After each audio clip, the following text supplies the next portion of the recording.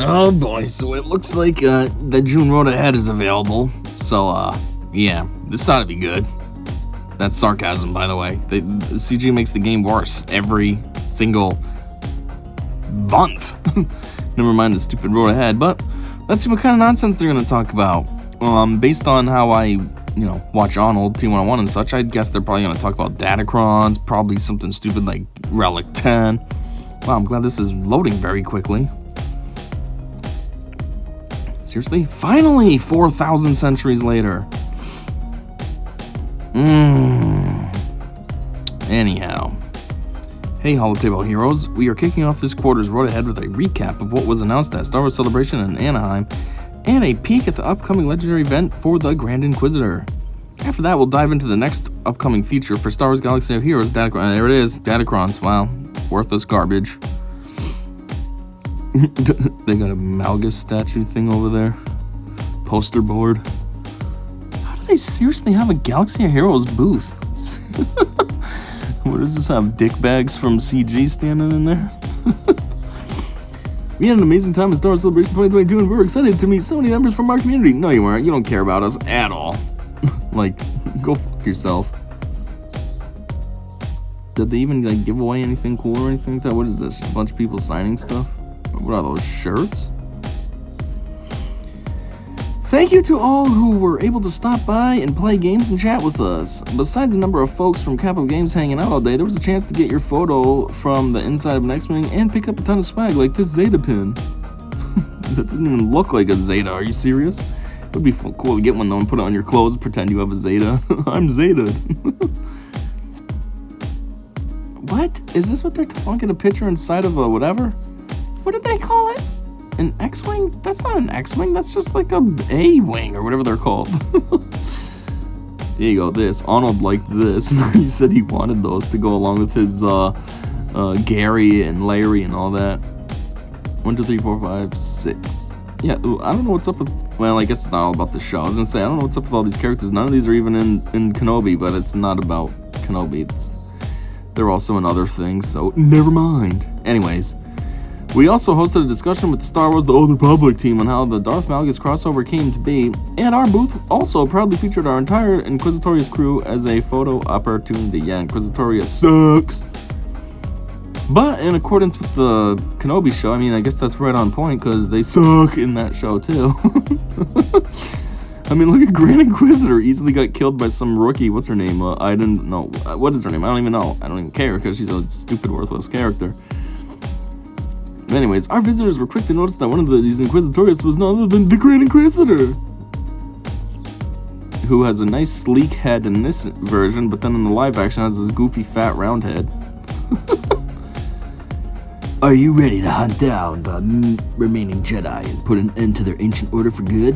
The Grand Inquisitor will be coming to Galaxy of Heroes on June 22nd. Available for 7 days starting on June 23rd. I thought he was coming on the 22nd, but he's available on the 23rd. What's the matter with you? Get this straight. The Grand Inquisitor's event, Dark Times, will start with training exercises for the Inquisitors. The player will first face off against the Grand Inquisitor in a 5-on-1 battle. Oh, that's like what they did with one of the, what was it? What was that actually? Conquest bosses, the new Conquest boss game modes. Anyways, and then take on a series of Jedi who escaped Order 66 in an assortment of environments specific to those Jedi. The encounter would seem one-sided at first, with 5 Inquisitors taking on a single Jedi. But the Jedi will have thematic buffs to make them the formidable opponents we know them to be. I mean, Inquisitors are supposed to suck anyways. They're lightly trained, relatively low-level Force users. Like, any Jedi that has had any proper training can easily take them out. Anyways. This limited time event will require 5 Inquisitors at Relic 5, but will return in the future and eventually move to the Journey Guide. Yeah, we know what the requirements are, same as Starkiller, only he needed 4 characters, but also at Relic 5. Grand Inquisitor, yo, what's up, bruh? Look at my body. After beating the 7-tier event, 7-tier? I guess that's reasonable. You get like 1 star per tier. The Grand Inquisitor will unlock at 7 stars, told you, and bring the Inquisitor's squad to the next level with mode-specific abilities focused on territory wars. Yeah, the worst one that you can do. Besides being a fearsome offensive foe in his own right, he will help his Inquisitor allies by stacking up and keeping Purge on enemies while increasing Purge's effectiveness. Using a new debuff called Torture, the Grand Inquisitor can weaken even the strongest opponents and crush their hopes of winning the battle by ensuring his target takes extra damage. While the Grand Inquisitor is primarily designed to work with all Inquisitor's squad, he can also power up Empire allies to assist him in his quest to wipe out all traces of the Jedi Order. I thought the Grand Inquisitor was really gonna like bring them together and make them an actually beefy squad because they suck individually, but like based on this preview, it doesn't sound like it's gonna do too much. Oh, Torture, so it makes even the strongest opponents a little weaker, and it boosts up Purge. Purge is a worthless mechanic, like seriously? Whoa, yeah, let's beef up something worthless. Like they say, putting lipstick on a pig, it's still a pig. Beef up a worthless mechanic, it's still a piece of crap mechanic.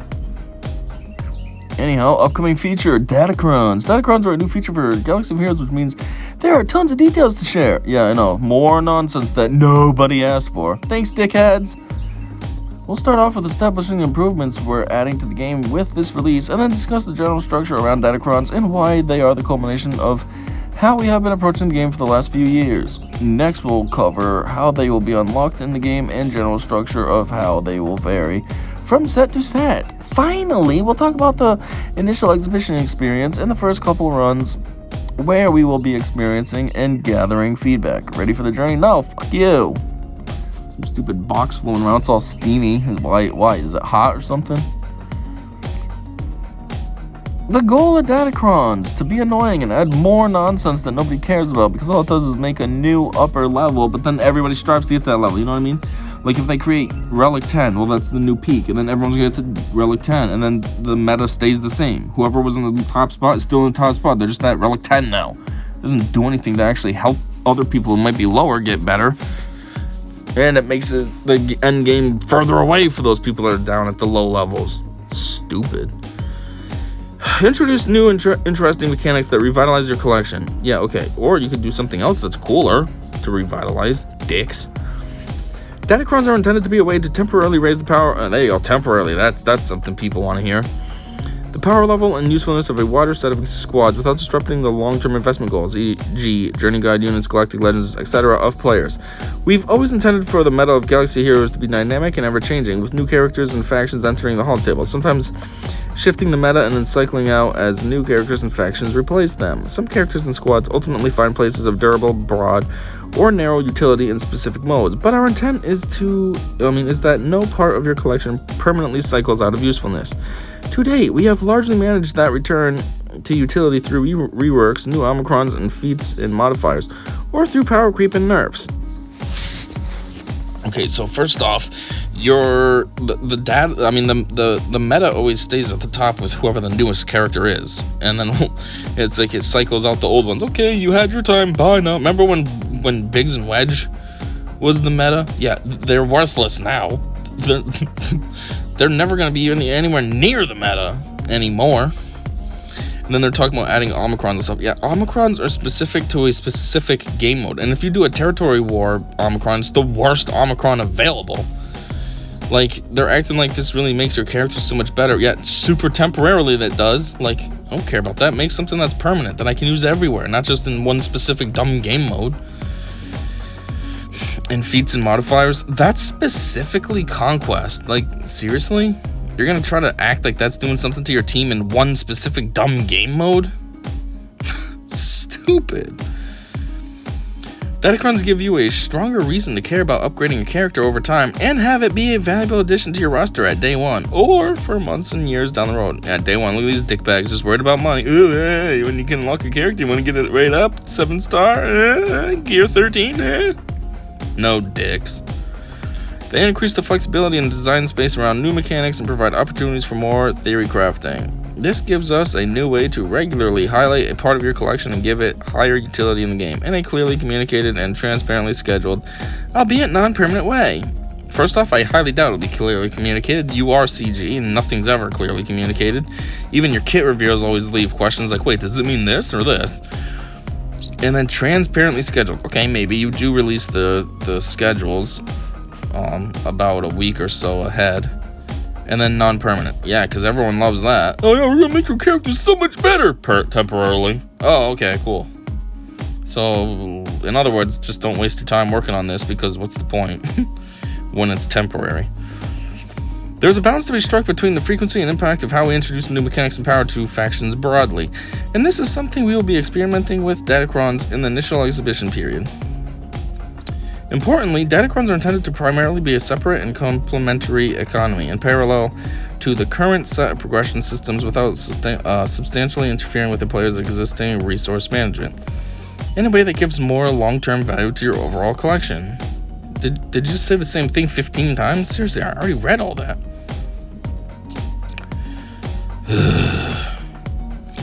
What is a datacron? So, what are datacrons and how do they work? Lord Vader, Relic 7. What the heck, does he not have his ultimate? His power's only 39,000? Pretty low, especially for Relic 7. Datacrons on the squad select screen. Lowest relic, level 9, 8, 7. Datacrons are a new way to upgrade your squads with temporary special abilities and buffs in Grand Arena, Championships, and Territory Wars. These can bring a great squad to the next level or boost underused older squads and characters back to relevancy. They are applied at the squad select screen and will be visible when viewing enemy squads in Grand Arena Championships and Territory Wars. Datacrons will be available when players reach level 85, and should become a larger area of focus as players grow their veteran rosters and have more time in between major roster milestones. So here, you have some Inquisitors and then a level 9 datacron that's using the leader's face on the top of it. Can I zoom on this? Oh, cool. See? What's that? Fifth brother? Datacron equipped on defensive squad. What does this nonsense say? Effects for dark side characters. Whenever a dark side ally's days or stun an enemy, they recover 10% health and protection. Really? That's it? That's what they think is going to be so revolutionary because you gain health? Oh, wow. A datacron has 9 unlockable levels with bonus stats and special mechanics for alignments, factions, and specific characters. So that's cool. 9 levels of something that's temporary. Then what's that mean? You buy this thing and then after, a certain season or whatever expires, it goes away, then you gotta start over again next season?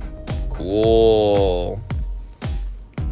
The bonuses are rolled randomly at the time of unlock. Level 1 bonus stat, level 2 bonus stat, level 3 bonus mechanic for dark or light side characters, 4-5 stat, 6 bonus mechanic for specific faction, 7-8 stat, 9 bonus mechanic for a specific character. Each of these major levels informs the next rolls. For instance, you won't have a light side datacron that then rolls Empire or a dark side plus this datacron that rolls Commander Luke Skywalker for the last tier. What does this mean? So it gives only a random character? That's stupid. Treatise Inquisitorius plus tenacity, potency, light side characters. Whenever light side allies they recover. I thought this was for Inquisitors. Why is it doing light side? What is happening right now? Dismantle, unlock.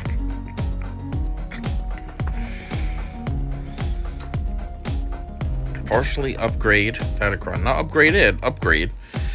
All datacron levels have a relic requirement. Levels 1 through 8, check for a squad's minimum relic level. Level 1 through 3, relic 3. Level 4 through 8, relic 5. Level 9 checks for the relic level of the relevant character, relic 7, since it will only impact that character as long as the rest of the squad meets the requirements for the previous bonus mechanics, levels 3 and 6. This means the squad may not get all the bonus stats, but as long as everyone besides the character targeted in level 9 is at relic 5, and the target character is relic 7, the targeted character will get the relic 9 bonus mechanic. So, what is this saying? That if you don't have the rest of your team able to get those levels 1 through 8 stuff, then you can't get the what? I don't know, this is stupid. Note that the number of bonus mechanics, total number of datacron levels, and relic requirements can change from set to set. Bonus mechanics for Fifth Brother specifically. Fifth Brother deals 10% more damage with Kill Is Mine for each buff he dispels with it. What? What's reroll mean? So that you can change it if you don't want this for Fifth Brother? Or does it mean it's still Fifth Brother but you can get him something different? So instead of 10% more damage, you can get, I don't know, extra health or something stupid. Oh, or maybe It's right there, so you could get Second Sister instead. Wow, cool. Can no longer target Jedi Master Kenobi, Resistance Trooper, Ayla, and Yoda. What does that mean? That if you're going up against them, you can't target them? That's weird. Why would you ever want that as a thing to pop up for you? You can browse a list of your datacrons and pick the right one for your squad. You can review their stats and see what will be active for the current squad you are about to use. Treatise Inquisitors. Cool.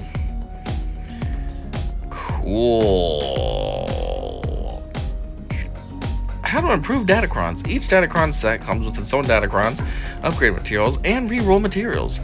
These sets share a common structure. Think common, uncommon, and rarer versions of each material type. But each can only be used for its matching datacrons. This is intended to ensure that players can chase each set without worrying about missing out on future opportunities. It also ensures the system can reduce inflation over time. Yeah, I think we need that for real in our economy, allowing us to keep upgrade costs more stable over time and a fair start to each new set's release. I didn't even pay attention to any of this. We can only use for its matching these sets share a common structure. I don't know, whatever. In addition, there is a general data cache currency that persists across all sets and is used as the basic currency for actions in the system. Qui-Gon, Ayla, Anakin. A weird team. It's all Galactic Republic though, right?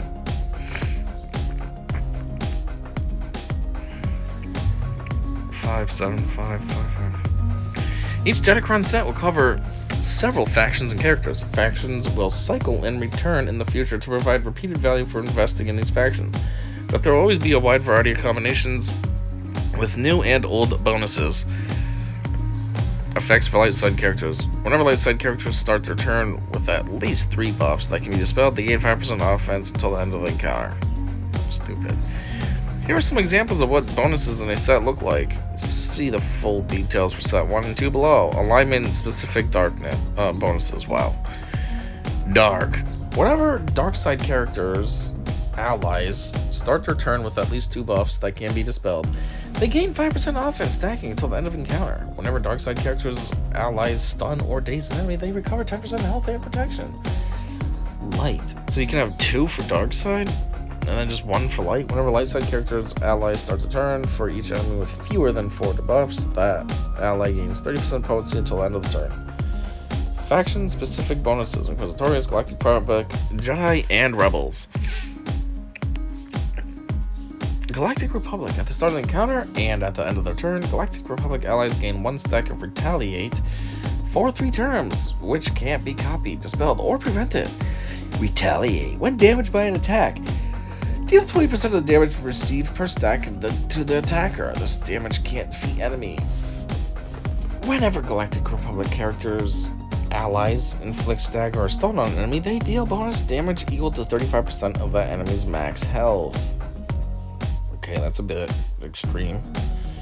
Whenever Galactic Republic allies grant a buff to another ally, that ally gains 10% turn meter. Limit once per turn per ally. So do they get all 3 of those, or is this one of those roll things where you can land on one of those only? I don't know. Character-specific bonuses. Ayla Sakura, Mother Talzin. Ayla Sakura. Whenever another ally recovers protection, Ayla Sakura gains foresight for a turn. Whenever an ally is stunned, Ayla Sakura takes a bonus turn. Mother Talzin. Allies revived by the Great Mother recover an additional 50% health and are not defeated after assisting. Ew. That sounds annoying. At the start of each of Mother Talzin's turns, they reset their cooldowns and lose 5% health for each turn, For each turn, each ability was reduced. Mother Talzin can't be defeated this way. Who's they? The whole, what are they called? Night Sister team or the opponent? They reset their cooldowns? Oh, it's gonna be them. Reset their cooldowns. Never mind. I was reading that wrong. Whenever another ally attacks during Mother Talzin's turn, Mother Talzin and that ally gain 25% turn meter. That's weird. Players will also be able to re-roll a particular bonus or stat by using a special re-roll currency specific to each set. You can pick and choose which datacron levels you want to keep and which you want to re-roll for the perfect combination for your squads. For bonus mechanics at levels 3, 6, and 9, you can see which bonuses you want to choose before you lock in your re-roll. You can also see the maximum and minimum roll when re-rolling stats to help determine how good your roll was. So that's each one of those things I was just looking at, and then you can choose reroll cost will not be refunded. How to get datacrons. God, this is long just about datacrons. The datacrons themselves are earned primarily from Conquest. Of course they are. I had a feeling. I should have said it. Each sector in Conquest will now have a special treasure node at the end that rewards datacrons. Hard mode will have better datacron rewards than normal, and the later sectors will provide better rewards than earlier sectors in both difficulties. You will be able to repeatedly attempt these treasure nodes to complete feats while earning datacrons and the materials needed to upgrade and re-roll them. The Conquest treasure nodes will be the main place to get datacrons and its materials, but end of event rewards will also contain datacrons, upgrade materials, re-roll materials, and the general data cache currency. In addition, datacrons can also be found in territory wars, weekly shipments, and daily login calendars, along with packs and bundles. You can break down extra datacrons called dismantling. I saw that before as a feature. While the set is active to get data cache, reroll, and upgrade materials for that set. Dismantling extra datacrons will be the major source of upgrade and reroll materials, but you can also get some from Conquest treasure nodes, Conquest end of event rewards, and daily login calendars. Territory Wars will provide some datacrons, but will be a consistent source of MK2 and MK3 upgrade/reroll materials, in addition to the Conquest treasure nodes and end of event rewards. Datacron shipments will also have datacrons from all active sets, not just the current set dropping from Conquest. Lastly, there will be free and paid daily login characters with these materials that will supplement the flows from all the other sources listed above. Yeah, I had a feeling that this would be mostly paid. They're not going to give away free. They'll do the first one free just to get a taste of it.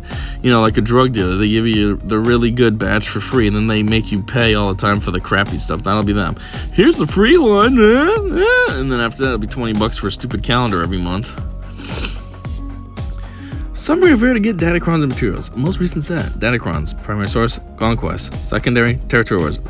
Secondary again. Daily login. Secondary again. Shipments. MK1 and MK2 rerolls. Dismantling. Primary. Conquest. Secondary. Territory Wars. Shipments and login calendars. MK3 upgrades. Conquest hard or Territory Wars. And then also secondary from dismantling datacrons and shipments. Data cache. General currency. Primary source Conquest. The two secondaries. Territory Wars and shipments.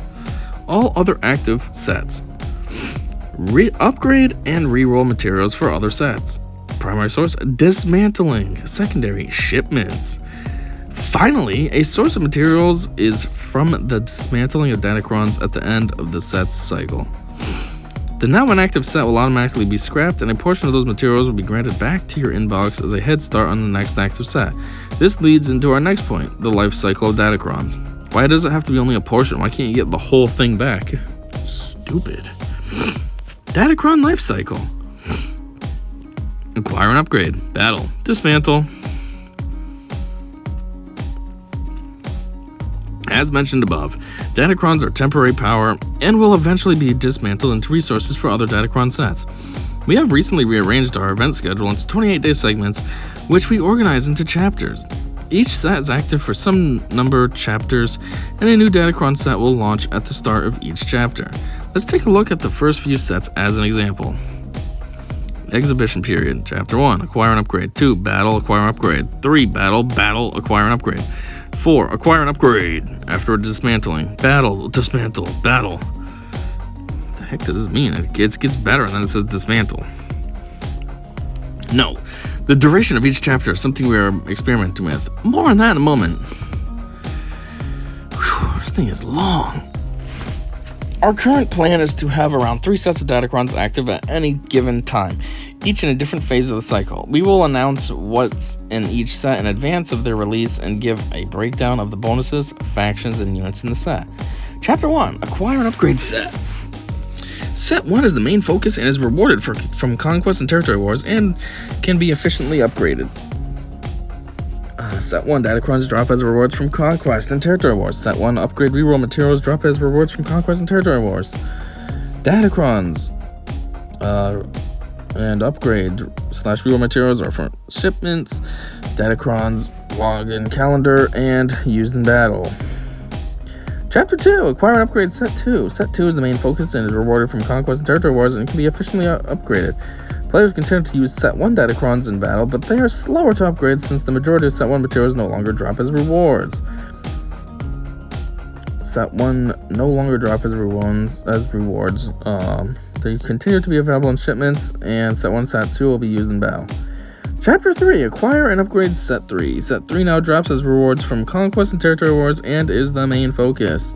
So now those are all dropping from the main areas. Set 1 and 2 are no longer available as rewards from Conquest, and Set 1 and 2 are still in the shop, and 1, 2, and 3 can be used in battle. Chapter 4, Acquire and Upgrade Set 4. Set 4 is the focus. Set 1 is dismantled into Set 4 materials. Set 2 and 3 can be used in battle, but upgrading them is slower.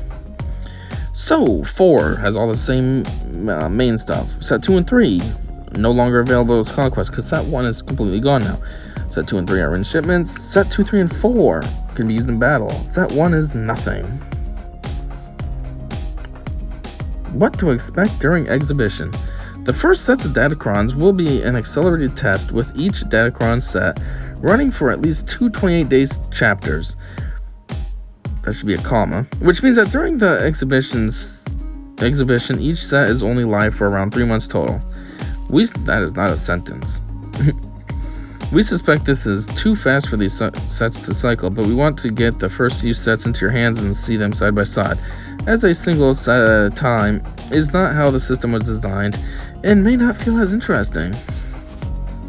I see. So once the ball gets rolling, then you'll always have a few sets going at a time. But if they do like the full cycle, the first one will just be boring having one singular set 1, and then set 2.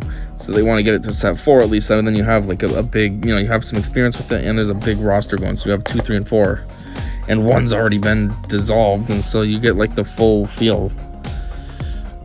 To get you started, there is a daily login calendar and a special inbox message with a bunch of resources to try out datacrons right away, and event rewards have been scaled to the faster nature of the exhibition. Let me guess, you get worse stuff, less stuff, bonus energy. As we tune, your constructive feedback is incredibly valuable, especially during exhibition. Is it really, though? Because I'm pretty sure Arnold always gives you very constructive feedback that majority of the community agrees with. Just look at his like to dislike ratio on his videos and how many views he regularly gets, and read the comments from people. But do you guys care to talk to him? No. You don't talk to him at all. You basically shadow ban him, and it's all because he says stuff that you don't like. But it is constructive feedback, and supposedly it's incredibly valuable, right? So prove it. Exhibition details. In the section below, you will find the complete details of each set. Dates subject to change. Set 1 will run from June 4th until September 4th. Wow, what the heck? I thought it said 28 days. That's like 3 months. 614 to 710. Acquire and upgrade. 10 to 11 to 9. 4. Jeez, that's like 2 months. Battle phase.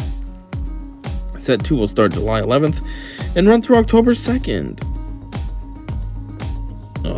July 11th to August 7th. Acquire, and then August 8th to the 10th. To October 2nd. Battle phase. Set 1. Full info. Name. Treatise Inquisitors. Faction-specific bonuses: Inquisitors, Galactic Republic, and Resistance. Out of those, the only thing that's really going to benefit me is Galactic Republic. I don't care about Resistance, and Inquisitorius is they're marquee characters. I still have them at marquee status, meaning level 1, not geared up, still 3-star. Character-specific bonuses. Fifth brother, second sister, Jedi Master Kenobi, Jedi Master Yoda. Jedi Master Kenobi? Isn't he already beefy enough? He's a GL. You're gonna give him more bonuses?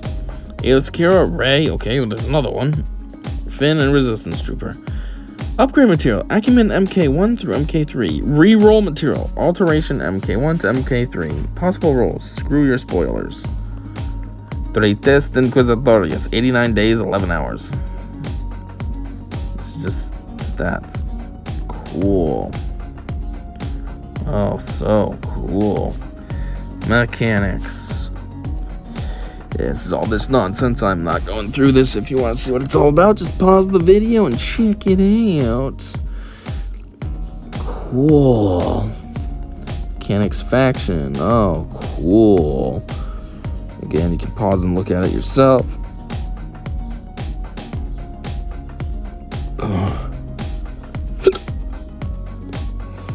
Jeez.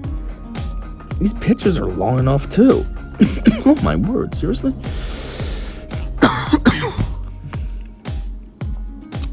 Heartburn, you know? Gotta love it. So cool. All the time for no reason. And mechanics character. While Jedi Master Kenobi has high ground, he ignores the allies' protection. It's funny. Resistance Trooper, cool. Ayla, we already saw her examples. And second sister. All gain 3 bonuses from everyone's expendable whenever an enemy or Empire ally is defeated. Fifth brother, well, we saw his 10% thing. Then it said reroll, so there it is. My word, Yoda now? Well, if Grandmaster Yoda's in the leader slot, that never happens. Because his leader ability sucks, even though it shouldn't. And there are no Galactic Legend allies. Galactic Republic Jedi gain Foresight at the start of each turn. While Galactic Republic allies have Foresight, excluding Galactic Legends, they deal 200% more damage. Unfortunately, that Foresight never seems to last, so you'd never be hit 200% stronger. Whenever Grandmaster Yoda inflicts a debuff, they recover 25% of their max health and max protection, limit once per turn. Whenever Grandmaster Yoda inflicts a debuff, okay, so it's him. He is a guy. Why did they put they? It's he recovers 25% of his max health and max protection. Seriously right now? Like, that wording just makes it confusing for no reason. Who's they? The team? No, it's Yoda only. He's a guy. He. Stupid.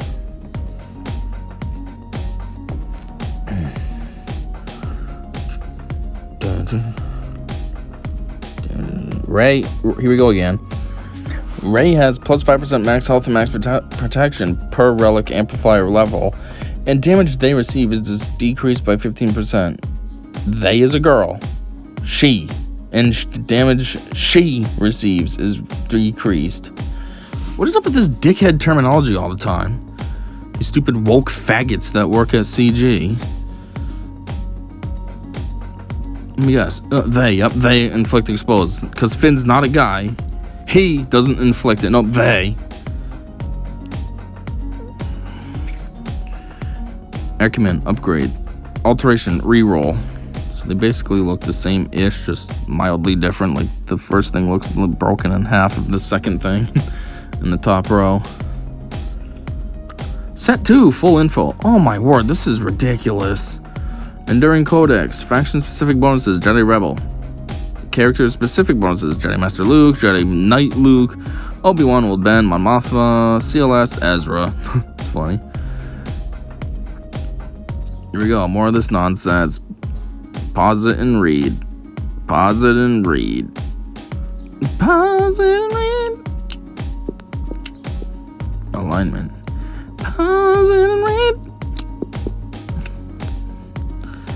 Mechanics. Pause and read. Now you pause and read. Pause and read. And mechanics character. Mon Mothma.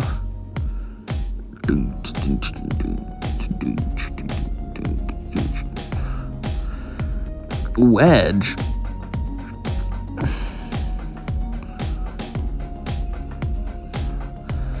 Ezra deals 5% more damage per relic amplifier level on all allies. Wow, Ezra gets like a huge boost then. If you had a team of all relic 7s, that's 35 right there, times 5.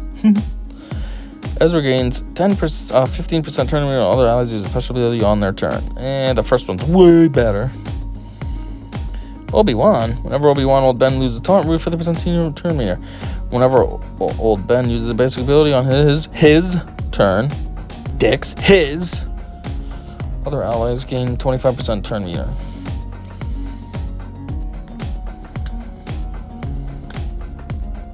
Enduring Codex. Luke. Whenever Jedi Knight Luke uses a special ability, he gains a bonus turn. Holy crap, you've realized how to learn how to say he. Wow, is that so hard? Jedi Knight Luke gains 15% turn meter when other allies use a special ability on their turn. Yeah, the first one's probably better. CLS. Whenever CLS has call to action and an ally uses an ability on their turn, CLS assists. Doesn't he do that already anyways? The first time CLS goes below 100% health, recover 100% health and protection, and gain 100% turn meter. What the heck? Goes below 100% health, he recovers all health and protection and gains a turn? That's way better than the first one. I'm pretty sure the first one already happens on it. They're always counterattacking. So... Jedi Master Luke. Whenever a Jedi ally gains a stack of Jedi lessons, that ally gains 25% turn meter and deals plus 50% more damage. Whoa. Until the end of battle. Whenever another ally uses an ability on their turn, Jedi Master Luke assists, dealing 50% more damage. Uses an ability on their turn. Huh. Jedi Master Luke deals 5% more damage per relic level. Oh, hey, that's like the Ezra one. So that one's decent, the first one. The second one's okay, but I'm not sure about that. Once per turn, what that means. Does that mean per assist, or I don't know. Anyways, carrying on. Post-exhibition. Shortly after launch, we will be enabling datacrons in Squad Arena so players can understand their impact before locking into Grand Arena Championships or Territory Wars. This unfortunately will not be ready for the initial release, but we expect there to be another release within a few weeks of the initial launch to include this change. Wrap up. Datacrons will help provide regular, fresh metas in Grand Arena Championships and Territory Wars, and help build up to long-term content and progression. We're excited to bring you Datacrons and know it's going to take some iteration during the exhibition to get to their final form, but we believe Datacrons will open up interesting design space and provide more ongoing use to your collection. A final reminder that these details are subject to change, and no, nobody cares about Datacrons. We don't want that nonsense. Fuck you and your stupid temporary trash. This is a ton to digest, so we'll be answering your questions during a future Q&A session on these topics. The team would love to hear your questions and constructive concerns about Datacron. No, they don't. Unless you're saying, oh my god, Datacron seems so awesome. You guys don't want to hear it. If anybody says, really, bros, fuck you, you're going to be like, we don't care. We're going to delete your account. And you do got a point. A ton to digest. This article is ridiculously long. I mean, how long is this stupid video of me reading it? 30 minutes? Jeez. Not only that, but I feel like there's so much I don't even know what the heck happened. Like, I don't remember what I talked about. There's just so much that keeps blasting out at me. But anyways, obviously this crap will come to the game. We'll see it and we'll be playing with it. And then you'll get used to it and know all about it. Carrying on. So head over to this thread to discuss. I will be pulling out the top questions in advance, and the team will answer as many as possible. Thanks for reading, or in your case, listening to my stupid ass. And see you on the hall tables. Whew, so that's the whole entire road ahead. That's pretty disappointing. The road ahead is just datacrons. There's been some road aheads that are sick, and they tell you a lot of cool stuff, and it's exciting, and like, this is the road ahead. Just datacrons. In a brief little hint at Grand Inquisitor. No real details, just a little hint. Like, that's it. What a crappy road ahead. Anyways, apparently that's all they got, so that means that's all I got. So yeah, I'm all done, and until next time, I said see ya.